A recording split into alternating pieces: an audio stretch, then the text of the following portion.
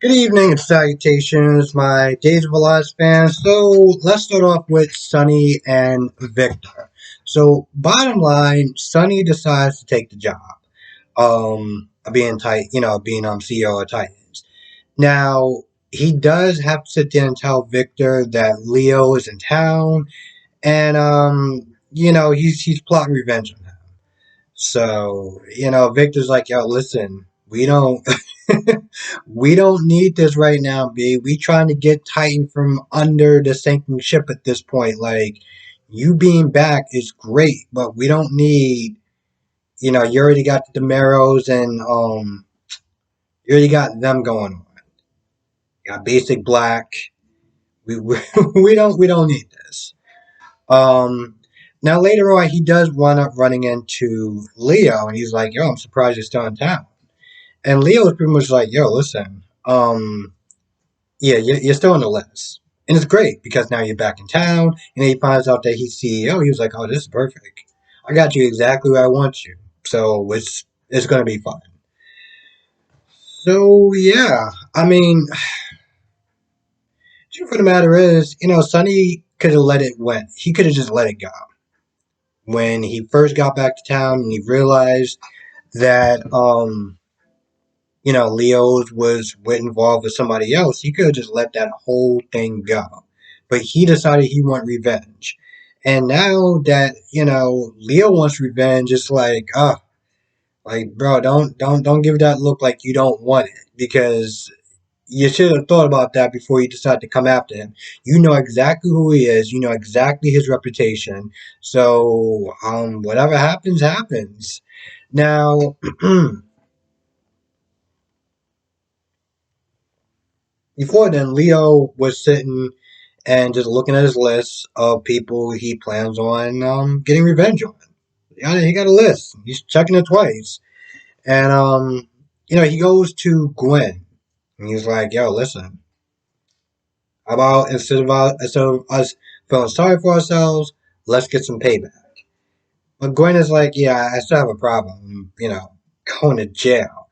Now, one of the things she did sit there and say was that, you know, because they were both talking about Abigail. Abigail's on the list, Chad is on the list, and Leo was like, "Yo, listen, you telling me that your your father or your sister can't sit there and step in and intervene?" And Gwen was like, "Yeah, well, here's the thing. I did tell her that I killed her grandmother on purpose." And Leo was like, "Listen, I'm not judging, but I gotta wonder, did you do it?" Now, just as she was about to sit there and say she did it or not, Ava comes in. Now, Ava was having a bad dream, and the dream was with Gwen, sticking to her with quote unquote crazy juice. So she wakes up. She's in kind of a bit of a sweat.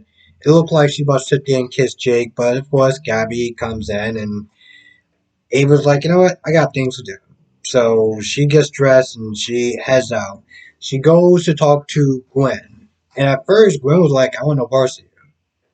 And Ava was like, you really want to listen to what I have to say? Now, Leo was there, and Leo was like, yo, kick rocks. You done practically threw my friend under the bus to sit there and save your own ass. You should be going. So Ava's about to leave, but Gwen is like, all right, wait. Leo leaves, and Gwen is like, what do you want? And at first, A was like, listen, I want to sit there and apologize. My back was against the wall. I had to do what I had to do, and you just happened to be my quote unquote life raft. AKA, you threw her under the bus because, well, you had to. So at first, Gwen was like, I'm sorry, did that, was that supposed to be an apology? Because I'm not feeling the love. I'm not feeling the love. Yeah, you can kick rocks.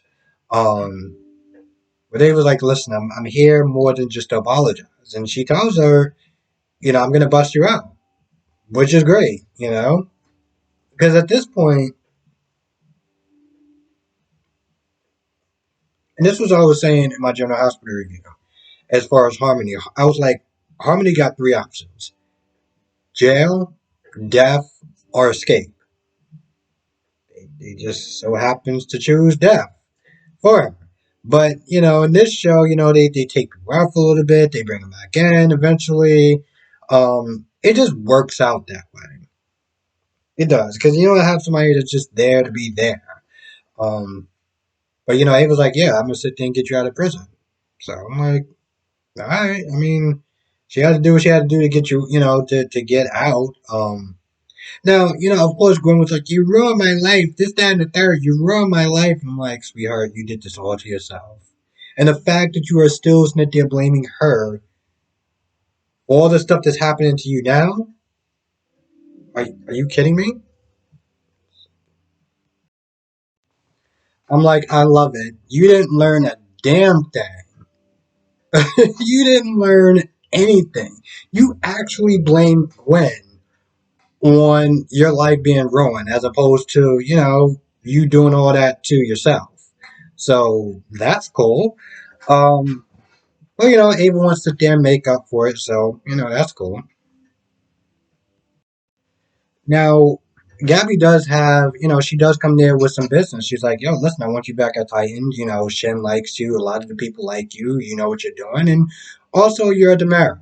EJ and Chad are coming back, and, they're coming back with full force. And having a Demara on my side was a damn look good. Now, at first he said no.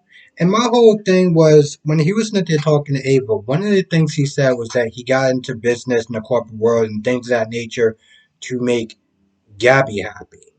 Okay? He literally said he was much more happier working on cars, working with his hands, and things of that nature. But I guess, he's not really working right now. Which I'm just like, bro, aren't you still a mechanic? So what all those skills go away? Like I don't understand. Um, but, he takes a look around. It's like, you know what? As long as it's just on some friendship, just on some business, then we're good. Um, because he wanted to know what the angle was when she came over there to sit there and give him back his job. He was like, all right, what's your angle? So he accepts. They do a fist bump because it's 2022 and this is how we do handshakes now.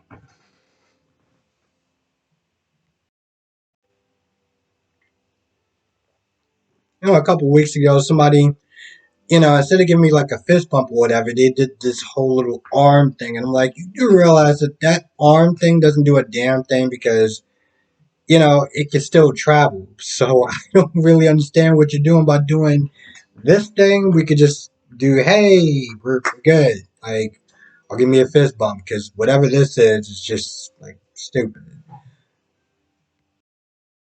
Now, the last thing is the Sarah, Maggie, Xander, Kayla, and Abby part.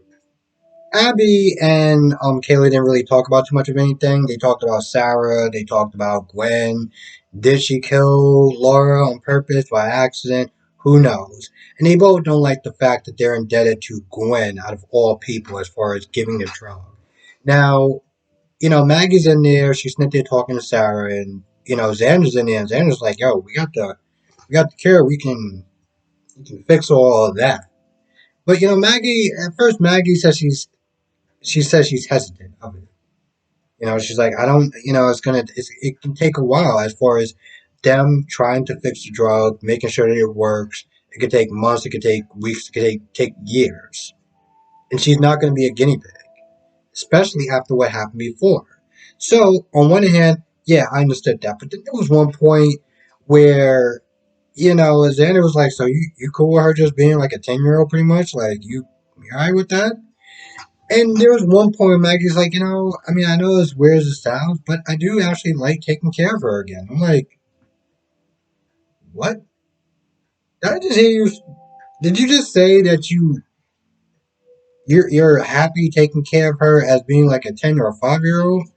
Is that what I heard come out your mouth? Because I know I had a long day, but I'm pretty sure I didn't hear that come out of your mouth. Yeah, I heard that come out of your mouth. Awesome. But the thing is, at some point, Sarah actually gets worse. Okay, she just spaces out, and they get Kayla, and Kayla, does some tests or whatever, and Kayla's like, "Yo, this ain't good." Okay, the double dose is it's not good. It's making her brain a lot more soggy. Okay. Point is, she's going to be in a very catatonic state. And they're like, yo, listen, we gotta take the use of drug. And at first, Maggie again is like, I don't know about this drug. I'm like, sweetheart, it can't get any worse. Like, she's going to be a shell at this point. She's not even going to be there. So you either use a drug or you do nothing and just watch her deteriorate because it's happening whether you use a drug or not. At least with the drug, you have a chance. So they ponder, but eventually Maggie's like, all right, fine. So towards the end of the episode, they give her the drug. Takes a minute to sit there and work, but at some point she does sit there and remember Xander's name. Um, the question is she back? Um, Now that's going to be the interesting part. It's going to be the interesting part if she's actually Sarah Horton back. Um, Should be interesting. I definitely sit there and say it should be interesting. For a hot minute, like when she left the last time, she left and she told the story on Instagram or Twitter. I'm assuming it was Instagram. I don't remember it fully, but I just remember her being like she needed a break. Yeah, she was saying like she needed a break. She needs some time away. Um, so hopefully she's gonna be back like full time. You know, and she came back, so hopefully she'll be back for a little bit. That's what I'm wondering.